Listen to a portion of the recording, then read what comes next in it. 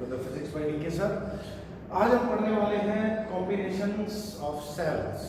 आपको पता है हम इससे पहले पढ़ चुके हैं सेल का मतलब क्या होता है, सेल की फंक्शनिंग क्या है, सेल की वर्किंग क्या है, सेल का प्रिंसिपल क्या है, सेल कैसे काम करता है, टर्मिनल वोल्टेज क्या है, ईएमएफ क्या है। ईएमएफ होता है कंप्लीट वन साइकिल चार्ज को रोटेट करवाना। टर्मिनल वोल्टेज क्या होता है, ये बेसिकली इसलिए हम रिपीट कर रहे हैं, दोनों में डिफरेंस है, इंपॉर्टेंट चीज़ है, ध्यान रखनी। टर्मिनल वोल्टेज होता है किसी दोनों टर्मिनल्स के बीच का पोटेंशियल डिफरेंस, तो ये हमें ध्यान रखना था।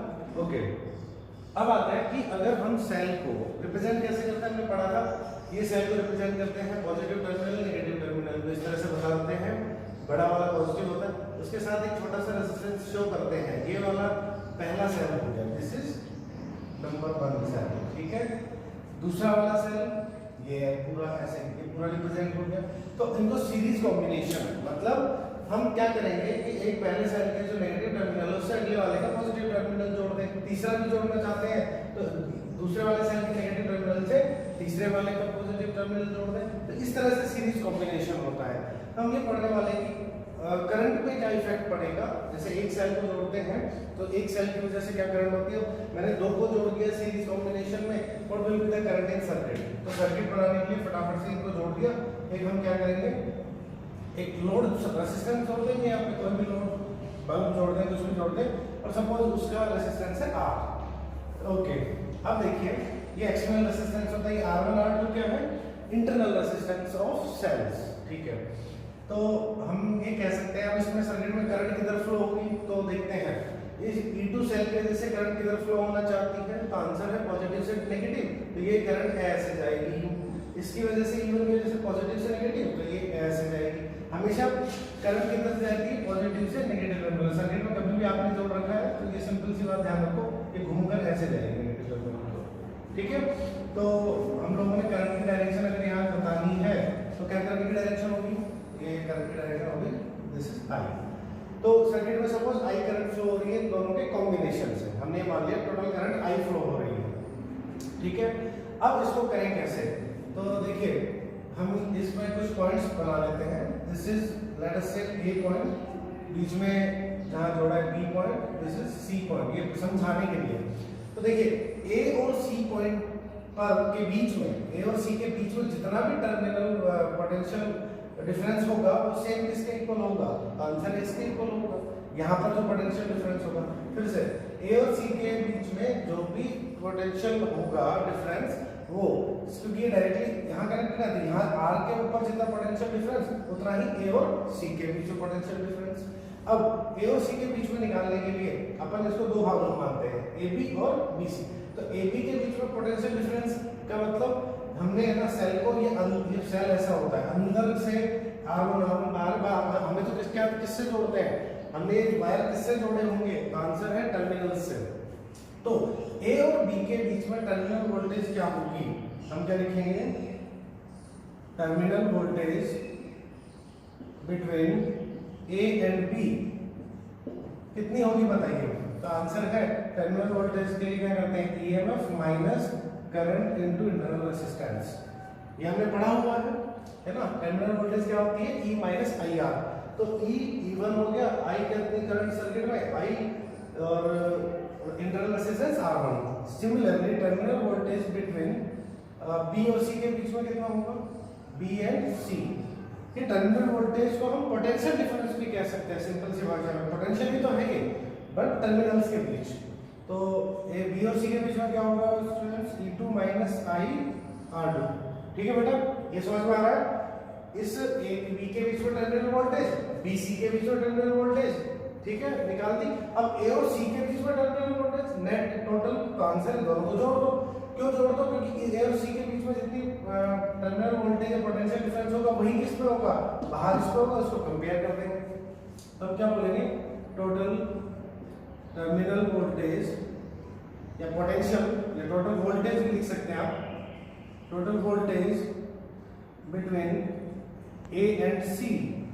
A एंड C के बीच में आप क्या करेंगे, इन दोनों को सम कर देंगे, जोड़ देंगे। तो हम जोड़ देते हैं E1 minus I R1 plus E2 minus I R2, ठीक है। इसको इक्वेशन 1 बोल दो आप, ठीक है। ए और सी के बीच में टोटल टर्मिनल वोल्टेज निकाल दी। अब similarly potential difference on R, ठीक है, वो क्या होगा, पोटेंशियल डिफरेंस ऑन आर, ये क्या होगा बताओ।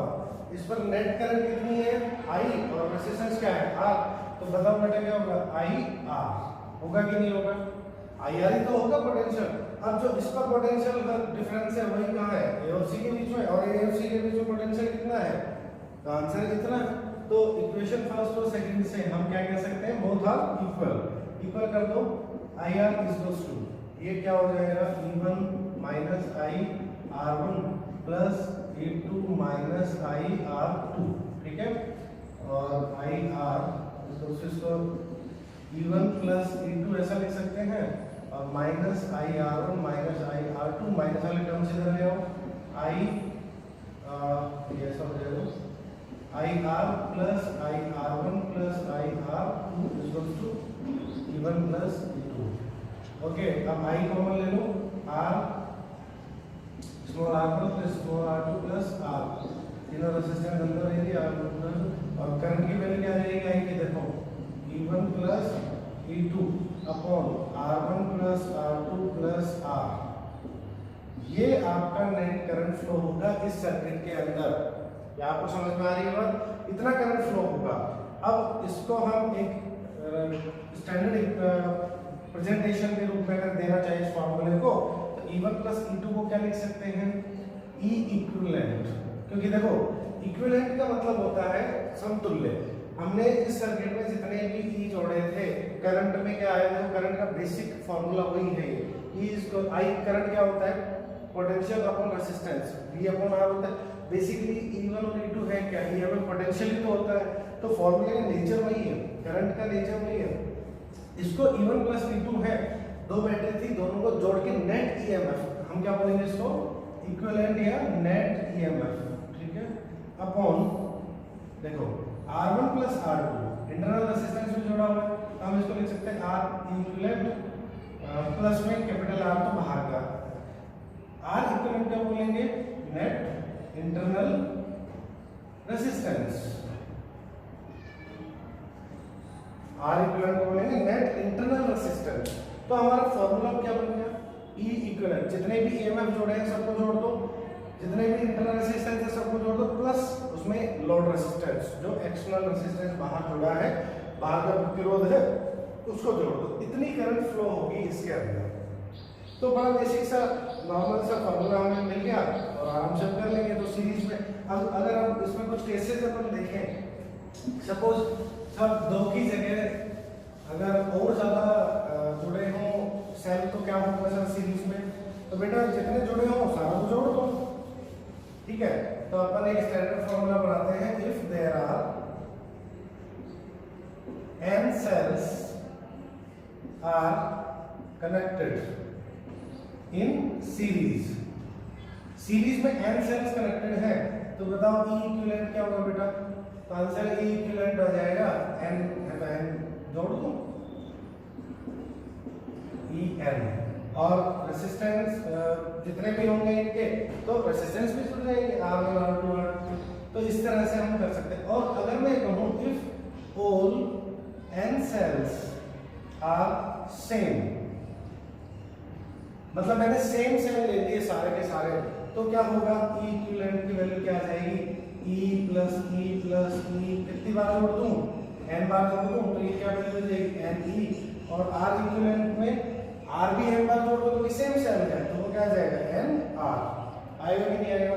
सो इस केस के लिए आपको करंट कितनी मिलेगी, तो आंसर है E equivalent upon value put कर दो Ne upon NR plus load resistance capital R, और if I then solve more तो n से डिवाइड कर दो, क्या आ जाएगा E upon R plus R upon N, ठीक है। ये करंट फ्लो होगी जब n सेल्स एक जैसे सेल जुड़े हुए हैं। ये मैंने इसलिए ऐसा करके दिखाया कि हमारे दिमाग में क्वेश्चन आ रहा होगा कि व्हाट इफ अगर हम नंबर ऑफ सेल्स बढ़ाते जाए तो क्या होगा बेटा, भाई मैं 2 बैटरी जोड़ूं, 4 बैटरी जोड़ूं, 10 बैटरी जोड़ूं सीरीज में, फर्क क्या पड़ेगा, करंट बढ़ेगी कि घटेगी? तो यहाँ से समझिए, अगर मैंने देखो नंबर ऑफ n क्या है, नंबर ऑफ सेल्स, कितने ज्यादा सेल्स हमें जोड़ने हैं, तो n जो नंबर ऑफ सेल्स है, अगर मैं n को बढ़ाता हूँ तो n को बढ़ाएंगे तो क्या होगा, तो n को बढ़ाएंगे तो r बटे n, r अपॉन n की वैल्यू कम होगी और डिनोमिनेटर क्या होगा, कम हो जाएगा, मतलब i की वैल्यू क्या होगी, बढ़ेगी। तो अब हमें यहाँ से समझ में आ रहा है कि n को इंक्रीज करने से I की वैल्यू इंक्रीज होती है, बढ़ती है। नंबर ऑफ बैटरी अगर सेल बढ़ाएंगे तो करंट भी बढ़कर मिलेगी सीरीज कॉम्बिनेशन में। यही हम चेक करना चाह रहे हैं, ठीक है। एक छोटा सा और इसमें ट्विस्ट आता है कि अभी हमने इनको सीरीज में जोड़ा तो पोलैरिटी जो थी, मतलब पोलैरिटी का मतलब होता है सेल का जो सर्किट में हम कॉम्बिनेशन करते हैं, पोलैरिटी सेम रखी हमने कनेक्शन, मतलब अभी हमने कैसे जोड़ा था, देखिए ऐसे और ऐसे, ठीक है, प्लस माइनस इस तरह से चले। अगर मैं अब इसकी पोलैरिटी उल्टी कर देता हूँ, चेंज कर देते हैं सपोज, ठीक है, अगर मैंने चेंज कर दी बेटा, इसको ऐसा कर दिया ऐसे, ठीक है, अब प्लस माइनस, ये माइनस प्लस, ये E1 EMF है, ये E2 EMF है, ठीक है। अब मुझे बताओ कि करंट का क्या होगा, वहां पर तो हमने दोनों की वजह से जो करंट फ्लो हो रही थी वो एक ही डायरेक्शन में हो रही थी, तो नेट करंट जुड़ गई थी। यहाँ पर देखो ये वाला सेल क्या चाहता है, ये करंट फ्लो इधर करना चाहता है, ये वाला सेल प्लस से माइनस जाएगा, तो प्लस से माइनस ऐसे नहीं आता, सेल के अंदर तो माइनस प्लस ही होता है, यहाँ से बैटरी सेल करंट कैसे फ्लो कराना चाहती है, इस तरीके से।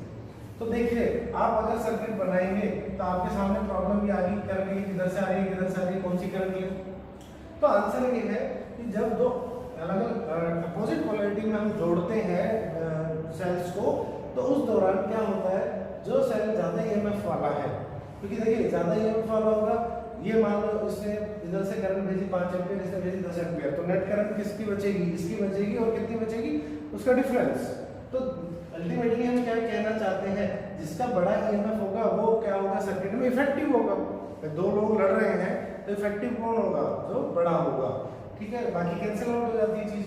तो यहाँ पर अगर हमारा आई करंट का फॉर्मूला देखना चाहते हैं, फॉर्मूला वही रहेगा, equivalent upon R equivalent plus R, but E equivalent जो है वो कितना आएगा, तो इसमें केस है, फर्स्ट केस अगर मान लो मैंने बोला कि E1 बड़ा है किससे, E2 से, तो हम क्या बोलेंगे, ई इक्विवेलेंट की वैल्यू क्या पुट कर सकते हैं, बताइए, ई इक्विवेलेंट की वैल्यू पुट करेंगे E1 माइनस E2, ठीक है, डिफरेंस। नाउ अब यहाँ पर जुड़ेगा नहीं, बिकॉज जुड़ने वाली कंडीशन तो जब चीजें साथ काम कर रहे थे, अब तो ये अपोजिट काम कर रहे हैं ना एक दूसरे के, तो अपोजिट कर रहे हैं, तो नेट क्या बचेगा, दोनों का डिफरेंस बचेगा। डिफरेंस कैसे करें, बड़ा E1 है तो E1 में से E2 घटा दो, अगर E2 बड़ा है E1 से तो इक्विवेलेंट क्या आ जाएगा बेटा, क्या आएगा, E2 माइनस E1।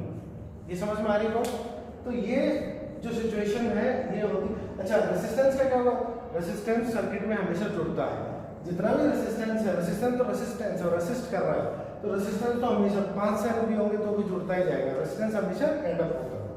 तो ये वाला केस आप ध्यान रखेंगे अगर पोलैरिटी चेंज है। बाकी सीरीज कॉम्बिनेशन में हम क्या करते हैं, उनको सेम पोलैरिटी से जोड़ते चलते हैं, प्लस के साथ पहले प्लेट माइनस प्लस माइनस, फिर दूसरी प्लस माइनस, फिर तीसरी प्लस माइनस, इस तरीके से जोड़ते हैं उनको। तो ये हमारा सीरीज कॉम्बिनेशन है। इसके बाद पैरेलल कॉम्बिनेशन पढ़ेंगे, उसमें कुछ और इंपॉर्टेंट चीजें देखेंगे। तब तक के लिए आप पढ़ाई करिए।